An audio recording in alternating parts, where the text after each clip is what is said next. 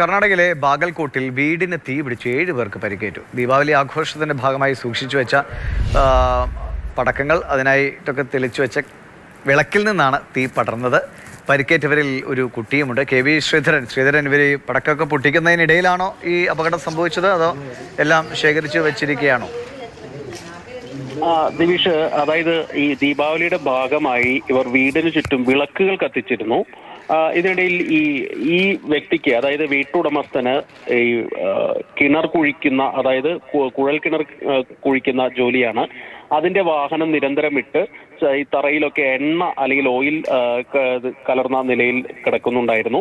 ഇതിലേക്ക് ഈ വിളക്കിൽ നിന്ന് തീ പടർന്ന് വീടിന് പൂർണ്ണമായിട്ടും തീ പിടിക്കുകയായിരുന്നു.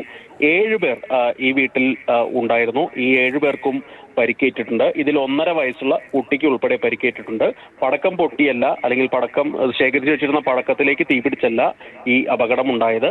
ഈ തറയിൽ കിടന്ന എണ്ണയിലേക്ക് വിളക്കിൽ നിന്ന് ജ്വാലകൾ വന്ന് അതിൽ തീപിടിച്ചാണ് വലിയ പൊട്ടിത്തെറിയിലേക്ക് പോയത്. ഈ വീടിനകത്തേക്ക് തീ പടർന്നതോടെ അടുക്കളയിൽ ഉണ്ടായിരുന്ന ഗ്യാസ് കുറ്റിക്ക് ഉൾപ്പെടെ തീപിടിച്ചു. വലിയ ദുരന്തമാണ്. അതായത് ജീവഹാനി ഉണ്ടായില്ല എന്നുള്ളത് ആശ്വാസകരമായിട്ടുള്ള കാര്യമാണ്. പക്ഷെ വലിയ ദുരന്തം തന്നെയാണ് ഉണ്ടായത്. 3 നില ബിൽഡിംഗ് ആണ്. ഇതിൽ മുകളിലത്തെ നിലയിലൊക്കെ ആളുകൾ താമസിക്കുന്നുണ്ട്.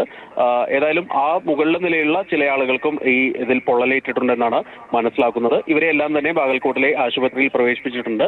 ആരുടെയും നില ഗുരുതരമല്ല എന്നാണ് മനസ്സിലാക്കുന്നത്. ശരി, നിർത്തിയിട്ടിരുന്ന 2 വീലറുകളുമൊക്കെ കത്തി നശിച്ച മട്ടാണ്. വലിയ സാമ്പത്തിക നഷ്ടം ഉണ്ടായിട്ടുണ്ട് അപകടത്തിലെന്ന് വ്യക്തമാണ്. ആളുകൾക്ക് പരിക്കുകളുണ്ട്. അവരെ ആശുപത്രിയിൽ പ്രവേശിപ്പിച്ചു. KV ശ്രീധരനാണ് വിവരങ്ങൾ നൽകിയത്.